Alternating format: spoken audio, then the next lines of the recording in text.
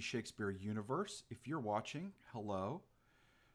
I want to say happy Thanksgiving. If you're listening to this on a podcast, you may well be getting this in 2021. I don't know. I'm not in charge of that. But to those of you who are with us live, happy Thanksgiving. And if you do catch this in 2021, happy whatever it is that's coming up. I couldn't tell you what that would be. Maybe it's next Thanksgiving. But here we are. For us, it's a Monday afternoon. Yeah. Mm-hmm. Regardless of time zone, it's a Monday afternoon. Monday before Thanksgiving. Good things are happening. We've been busy doing the Shakespeare Company thing. I want to invite everyone out there who's listening. We would love to answer your questions. We would love to hear from you. If you have something to say, we will answer those questions or wax eloquently about them at the end of the episode. So you can just pop something into the comments. We're on the YouTube. We're on the Twitch. We're on the Twitter. We're on the Facebook in a couple places. So you just put your comments wherever they pop up. I'll make note of them. We'll address them at the end. And if none of you do comment, we will spend the rest of our evening drinking in loneliness and sadness because none of you spoke to us. But I don't want you to feel guilty. It wouldn't be the first time. It would not be the first time. It will not be the last. But this one will definitely be your fault, listener. So step on up. Yes, we play the blame game here. Unless you're listening on a podcast, in which case we're not speaking to you, and thank you for downloading. And thank you for downloading. And just know that you podcast listener can reach out anytime to us at Hours, that's HOURS, at sweetteashakespeare.com, and we would be happy to take that feedback and talk about it on the show. And if it's negative, we'll read the comment out loud, and then we will have a rebuttal, and I think it'll be fun. It could be fun. Modern day debate club. That's right. And I would just say we own the microphones. So we do. It would be it might not be that great of a debate. It might be very one-sided, but we will hear you. That's what I want to say. If you're an Oxfordian, we won't really hear you. No. That's true. If you're an Oxfordian, we've already gotten a comment. So and we'll answer it at the end of the thing. Thank you, Nathan, out there in the universe. Nathan. We're talking today about cozy Shakespeares, but before we do that, I want to hear from the two of you, Jesse and Claire. Do you have what are your plans for food this week? Thanksgiving's a big food week, and we're gonna talk about. I just want to hear what you have planned because I made food plans today. North Carolina Thanksgiving food plans, and we have talked about North Carolina culinary. Objects. Oh, you sure have. Many times. And I have something to share. But before I share, I would love you to share. Do you have recipes? What do you have? Let's start in the West because I don't know much about what you eat in the West. It's mostly granola, as I understand it. Yes, granola and kale. That's not incorrect. Grass-fed fake beef. Soy yogurt, yes, all of those pretentious items. You both know I can't cook, at all. But my mom is an excellent cook. I think she's actually making pumpkin bread today, and that is what I look forward to all year. It is like my favorite autumn food. If I had a loaf in front of me, I would eat the whole thing. I am addicted to pumpkin bread. And so I'm very excited for that. I'm excited to have that have that in the house this week. And really we are planning on a pretty low-key Thanksgiving in terms of food prep. We're making a couple specialty dishes here at home that we make every year, but we are getting our turkey and some of our sides from a big Thanksgiving banquet that happens here in Sun River, which is in Central Oregon, about 4 hours southeast of Portland, which is where I'm currently located. And there's this whole kind of luxurious banquet of Thanksgiving food that happens every year at our lodge. And we're going to go, and this year they're allowing you to do sort of like a takeout version. So we're going to go early in the day on tea day. We're going to get our food from there and bring it home and then just kind of eat on our own schedule. which we're all very much looking forward to because it's less prep time, less dishwashing, less stress overall, less need to hurry to the store to get that one, ingredient we forgot. So for the sake of my whole family, but especially my mom, I'm glad that, Turkey Day is going to be relatively low impact this year. I think that's going to be nice. What about you, Jesse? Jesse may have frozen. Buffalo, New York. Like a I don't turkey. know if I even know. Oh no, she's back. Okay. Sorry. I don't know what is going on with my internet because it says it's fine, but apparently it's not. Yeah, so I'm going across the street to the in-laws. So we'll be very small, low-key bunch of us. But my task is bringing the green bean casserole. Nice. By demand of my sister-in-law. So I use the McCormick's recipe. It's not a top secret one, but I've found theirs is the best because it has the least ingredients, but it's just what you need. Keep it simple. Don't add the extra stuff. So I'm doing that. I know we're doing turkey and dressing and mashed potatoes, and my sister-in-law is making sweet potato casserole. It does not have the marshmallows on top. It is the nuts on the top. That's marshmallows have a place too.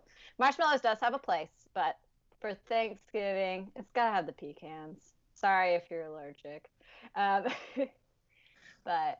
I think we're keeping it pretty low key. I think I may make biscuits or yeast rolls or something as well because I've really come to enjoy baking bread, not cake. Don't make me bake a cake.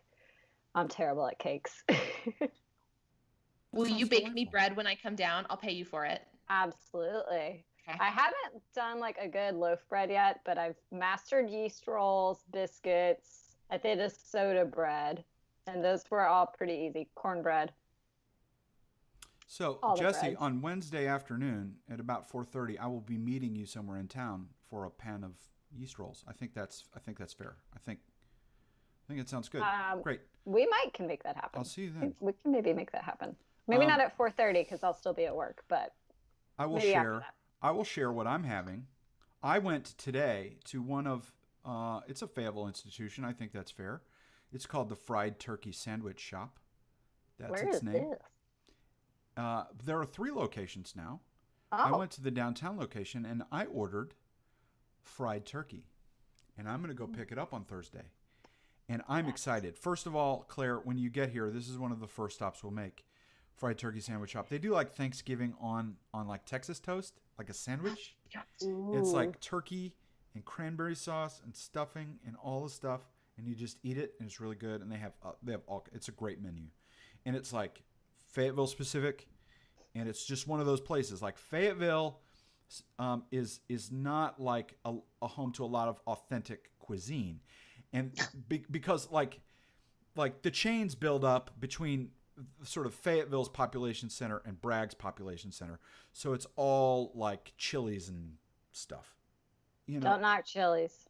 I'm not. I love their quesadilla explosion salad, but like we don't have all our we don't have a bunch. We don't have like wads and wads of like homemade places, and fried turkey is one of those places, so I ordered fried turkey. The other thing we do, which is a Missouri, not North Carolina recipe, is we have a thing affectionately called green salad, which is not a salad at all. Is it Watergate salad? No, it's a cousin of Watergate salad, but it's like lime jello and pineapple, cream cheese, whipped topping, and it sounds weird, but it is, and marshmallow, melted marshmallow. What? It is so weird and good, and so we will be fixing that this week. The South does a lot of those very bizarre salads where you mix things like jellos and cream cheese and marshmallows and nuts together. Personally, I'm not a fan, but most of my family is. I will tell you this: every potluck I've ever taken this thing to, and we usually only do it like this time of year. It rave reviews. It's the weirdest combination, but it's so good. Have you ever done the pear salad thing? I think it has a specific name, but my in-laws are all about the bed of lettuce with the pear slice or the pear half with, I believe it's cream cheese, cheddar cheese, and a cherry. And No, yeah, they no, love it. And I'm like, that's disgusting. Don't feed me that. You can have them all. I will not partake. that's weird. There is a casserole down here based off of a Paula Deen recipe. Oh, I'm sure got it from somewhere else. That's pineapple cheese casserole. Now that's That's something that I've seen before. Oh God. It's not my thing either. A lot of people really love that one though, and it's like Ritz crackers, and because you've got to use your Ritz crackers, and of course like 3 sticks of butter. It's And the weird. I mean, tartar. it's not bad But if you if you're think ready about it, for it. Sounds pretty bad. if you think about it though, it kind of makes sense if you are in that realm of liking cheese and fruit together, which I mean the French have clearly established at some point was a thing. I'm sure the French who were like building schools of like culinary delight were like, someday those Americans are going to take a can of pineapple tidbits and some shredded Bastardize cheese it. from That Walmart, and they're going to crap mix it together. Oh. Oh, I can't.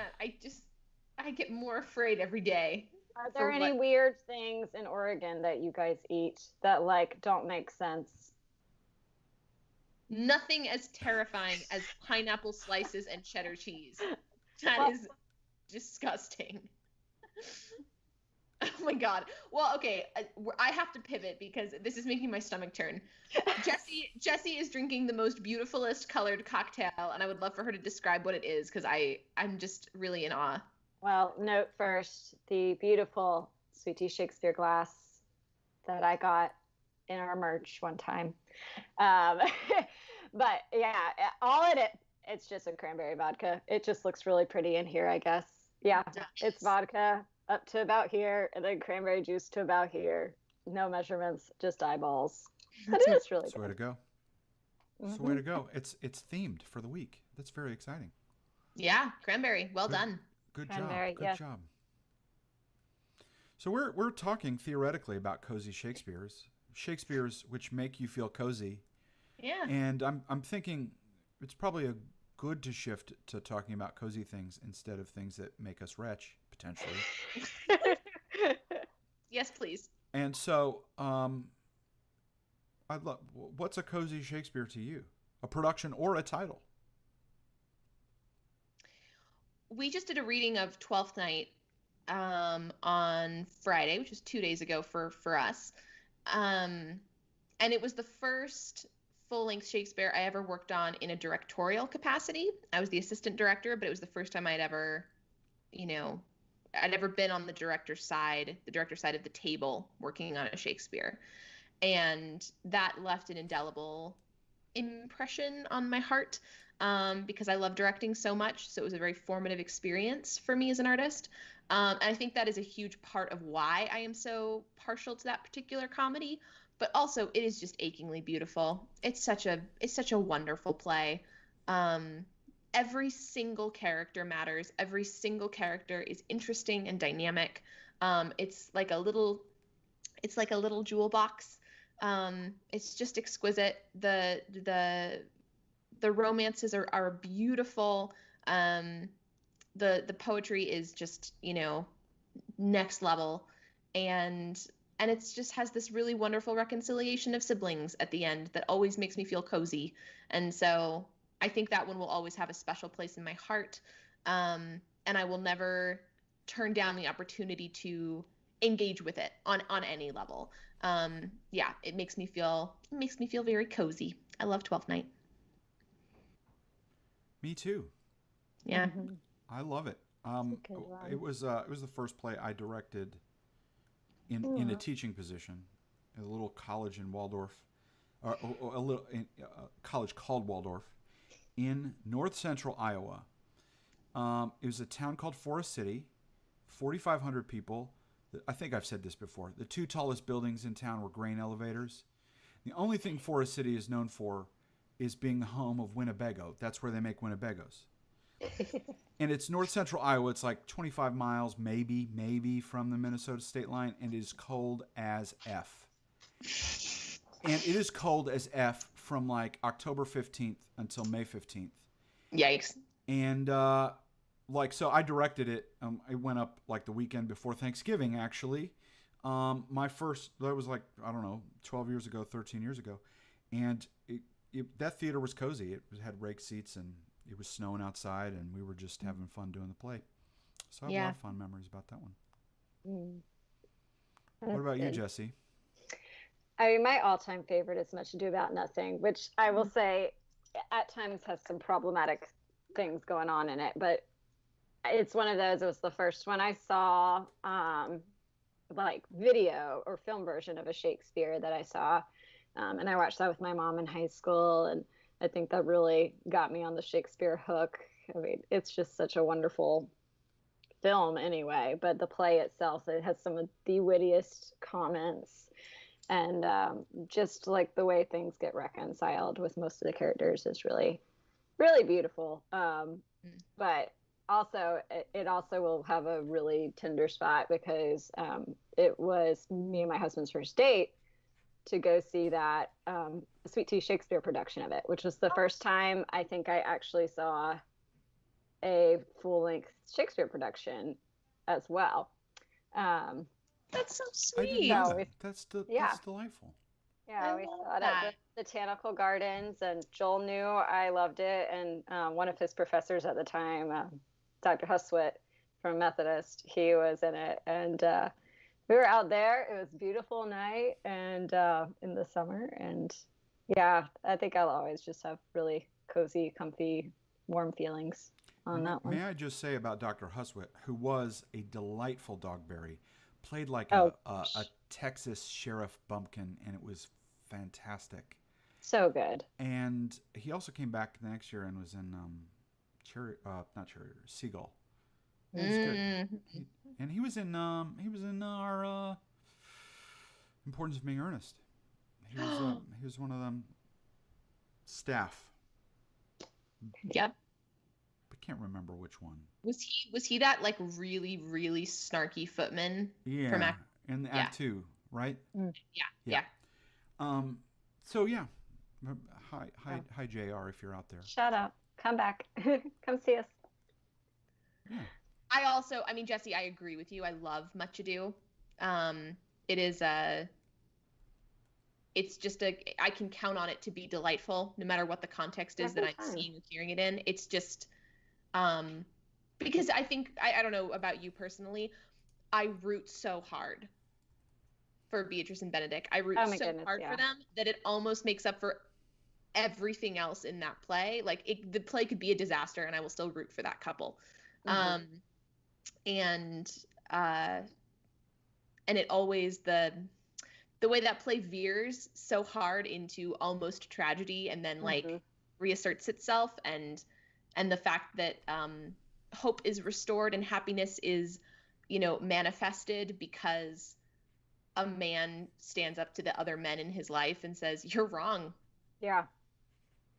Like that's pretty radical and awesome. That's my way in every time. Another one that always makes me just, and this one makes less sense, and this is because I'm weird. That is genuinely how I feel about Henry V. Like, it's a good play. Every time I read it, I'm like, I just get these like butterflies in my stomach. I'm just like, oh, I'm so happy right now. I was going to list Henry V specifically because of a production I was in, I don't know, 4 or 5 years ago here at Cape Fear Regional, and it was like around this time of year too. And that's the reason I think it's cozy. I mean, they put me in like a pea coat. I was playing the chorus about half the time, and like I was like in a pea coat, and the whole environment was really chilly feeling, but like it was cozy. It felt cozy, Yeah. It was. I like it. Yeah, it really gets to me. It gets under my skin, and in a good way. But it always feels like a homecoming, coming back to that text. And not so much because of the famous speeches, but because of the little moments. I think Mistress Quickly's speech about Falstaff's death is one of the saddest and most poignant and beautiful things Shakespeare ever wrote, and it's in prose. That guy cheating with the pros. I know. Yeah, I would say that that trilogy has a special place in my heart too, because I took a Shakespeare histories class in the English department at ECU, and the professor wasn't supposed to be teaching the class. We ended up having the head of the English department teach it, and um, he just did such a great job. And that was like my introduction to like reading Shakespeare in a scholarly sense, because I dabbled, but like we really dug deep, and it was just yeah, it's the, nice. the tetralogy is incredible. It's absolutely incredible. I love it. I love it with all my heart and soul. I feel the same way about Henry IV Part 1, which I think is less controversial because Henry IV Part 1 is, in many cases, it's just very easy to love. Yeah. There's a lot in it that's easy to love, whereas Henry V, with my catastrophic, nuclear disaster son at the center, like, is a little bit harder to love because he's such a mess. But Henry IV Part 1, I feel like is truly and genuinely delightful. Like, there's so much in it that is delightful. Not just in terms of like there are great comedy scenes and there's great friendships that make you feel warm and fuzzy, but also the play as a whole is so satisfying. It is one of the most satisfying plays to watch because you have these like three spheres. They seem totally independent of each other. They like none of these characters seem like they have anything to do with each other, or they shouldn't have anything to do with each other. And then in Act 5, they all meet and they fight, and it's just structurally, it is so satisfying. I'm going to add to the list 2 productions, one of which was ours and another of which was not. So Antony and Cleopatra was a cozy play for me. We did it several years ago, and the reason I think it's cozy is because we did it in January, and we specifically, like, I wanted to do something different that hadn't, like, not just because I'm like that's me, but we performed in the sanctuary of Holy Trinity Church, and we like put up walls and stuff, but it's a cold place to be, and they have these huge doors that just let drafts in, and I knew that from having done plays there before, and so I was like, we're going to do something warm, and I'm going to do something different. And we played with this whole idea of Egypt being like out in the country versus the civilization of Rome. And so Egypt, like, we wore like jeans and flannels, and it was cozy. And I also want to say the play is cozy because of the characters in it. They're cozy with each other, and it just felt cozy. It felt good, A nice tight little audience too. It was nice. I enjoyed it. I feel like it was cozy. So that's one edition. The other involves a little bit of a story. It's Pericles. Company members back then, Kaylee Morrison and Jessica Osno and I, did something very stupid one time. And that is that we drove to New York overnight to go see Bedlam's Sense and Sensibility, and something else that I'm forgetting. We also saw Pericles at Theater for a New Audience, and it was directed by Trevor Nunn, and the Pigpen Theater Company did all the music for it. And it was like watching Game of Thrones because the design was all. It was good, but like it was cold because it was like March, I think, still cold there. And it was super cozy. That theater is really cozy anyway. It's dark and warm and great and intimate. Theater. And that story has all the things you're talking about: redemption, resurrection, reunion. Good battle scenes. Yeah. I love a good battle scene. That's apparently a definition for cozy in Claire's book. Battle. I mean, with A and C, I'm like, you're saying the characters are cozy. I'm like, yeah, the characters are a little too cozy, especially if you were asked cozy. And may I just say, I mean, I'm saying this with full knowledge and all the necessary apologies. Some of us go into theater because theater has a habit of coziness, and we like it. Do you know what I mean? So I'm saying, I mean that in every sense. You get to make out with people safely, right? That's cozy. And also, you tend to form like family bonds in production, and also, I don't know if this is your experience, it's my experience, but for more than a decade, I experienced no weather events directly. I was always in a room, right? Like so, like, so there's a like fall is happening, winter is happening, the storm is going on outside, but you're like gathered and you're here. Bubble. And I don't know. There's something sweet Mm-hmm. about it. Yeah. I mean, I really care about Romeo and Juliet because of what I learned about the play in doing it in a refracted manner last summer with a cast of 17 to 21-year-olds and collaborating by distance with the survivors of the Parkland shooting.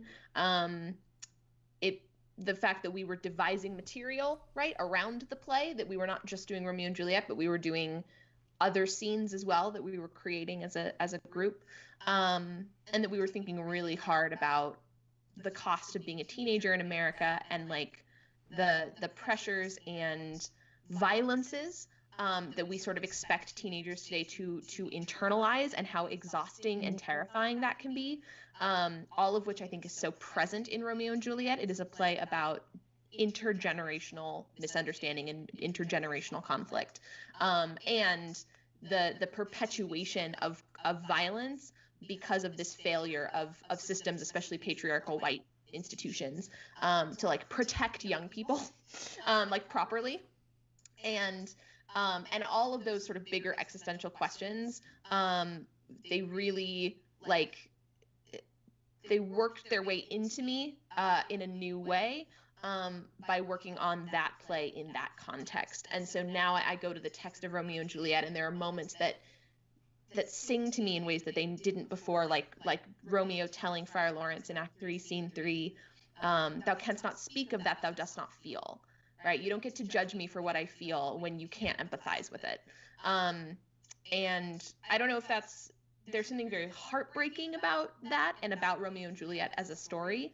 But I also feel like I am cozy with the text now. Like the text kind of belongs to me and kind of lives in my heart in a new way.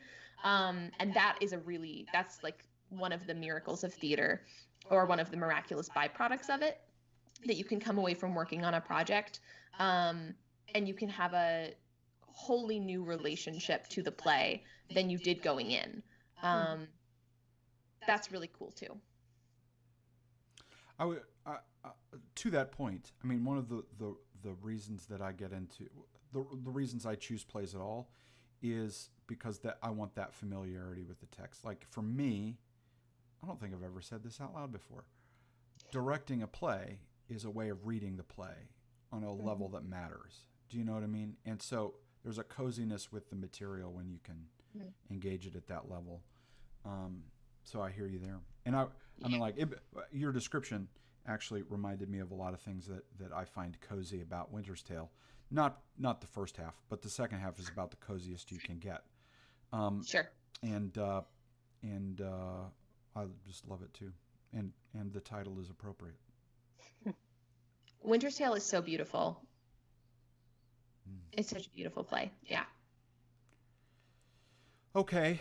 Well, we have some questions. We actually have two questions. Ooh. Oh, amazing. I'm going to ask them. And they're both from Nathan. Hello, Nathan. Thank you for your questions.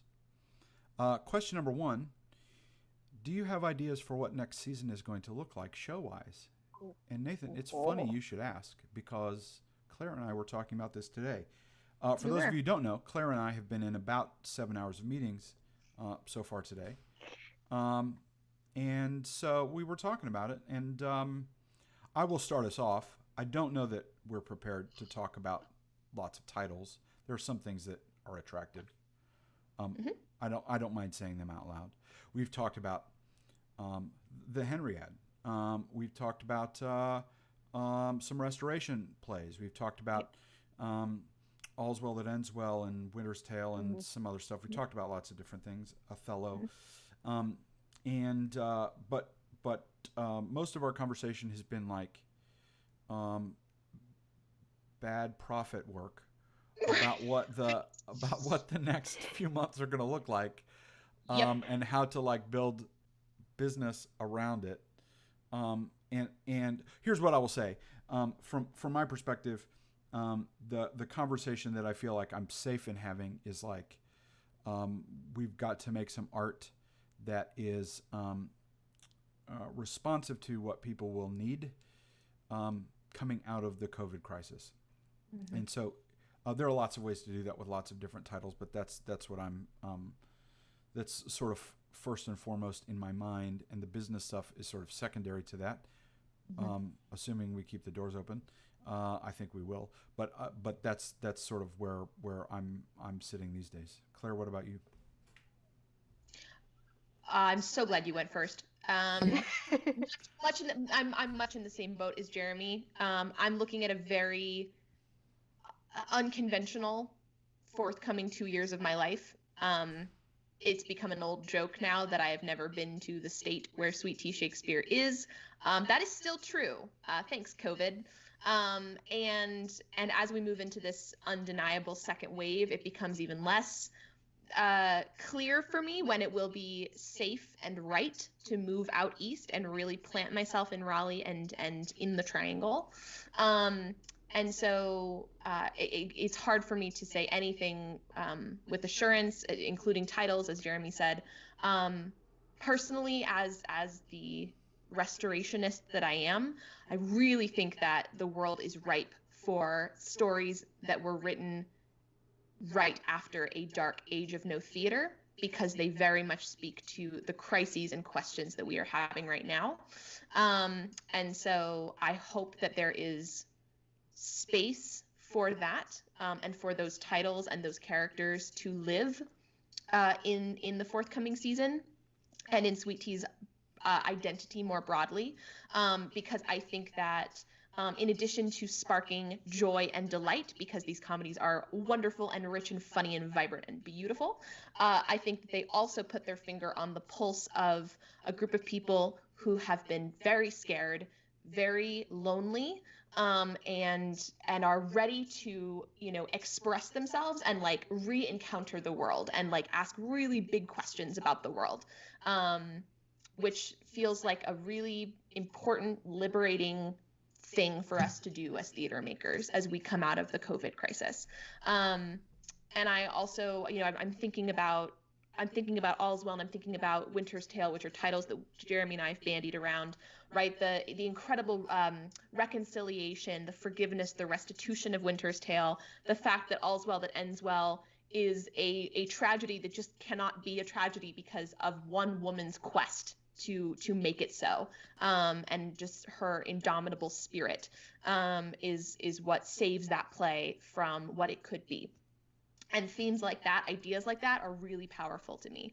And so I just hope that as we move forward, Jeremy and I can really make sure that the titles we're selecting not only excite us as artists, but offer the artists that we will then be collaborating with the chance to express what I think all of us have been holding in during the last year. Yeah, and I would just add to that. So it's been interesting for the last 4 years to think about how to design theater seasons because of the political climate in the United States, and to a certain degree globally too, because it's there are some things that we hold in common with some places globally, and some movements globally. And the invitation of the last 4 years has been to say something about Donald Trump, and I'm those of you who know me, I have plenty to say about Donald Trump, but I tend to not want to do that artistically because I think people need to be sort of shifted and challenged and changed whenever we're in sort of one era. And so I'm kind of keeping some of that stuff in mind too.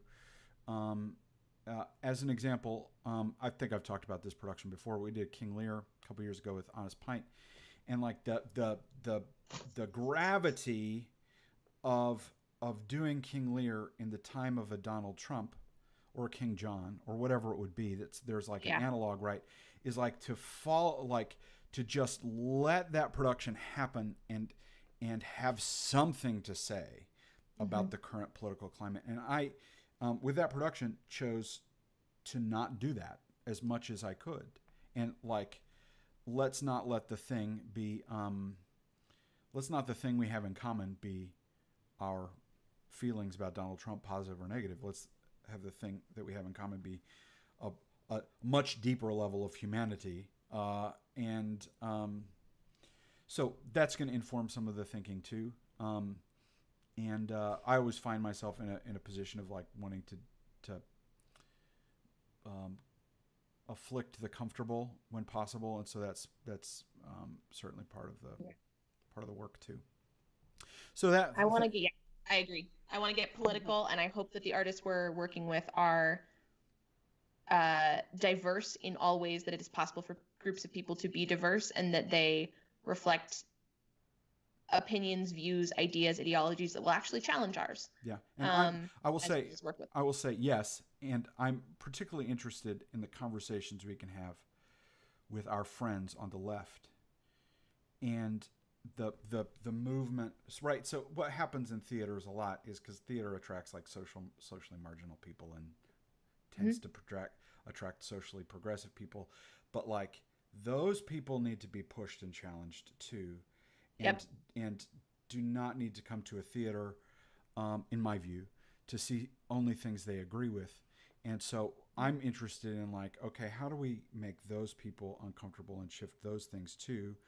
And so I'm on board, and that's what I'm like. That's what I'm thinking about, and that's why I think I'm drawn to a play like All's Well or Winter's Tale at the moment, because there's a lot of content in those plays that it can be upsetting to you, upsetting in a good way. I don't mean like, but like can upset some of your thinking, regardless of sort of where you fall on the political spectrum, and so hooray for that. Nathan has a second question, and we'll end with this. Nathan asks, "What are you thankful for?" Oh, good question. Who would like to go first? Well, I feel like you and I have been talking so much that Jesse really deserves to go. Jesse, all right. Okay. I have so much. I've been actually working on this week because I kind of found myself in a funk, and I was like, one of the best ways to come out of that is to name those blessings. So I kind of went through this year, and we've had a lot of new life in my family this year. My stepsister had a little boy back in February. My Joel's brother and his wife had a little girl in June.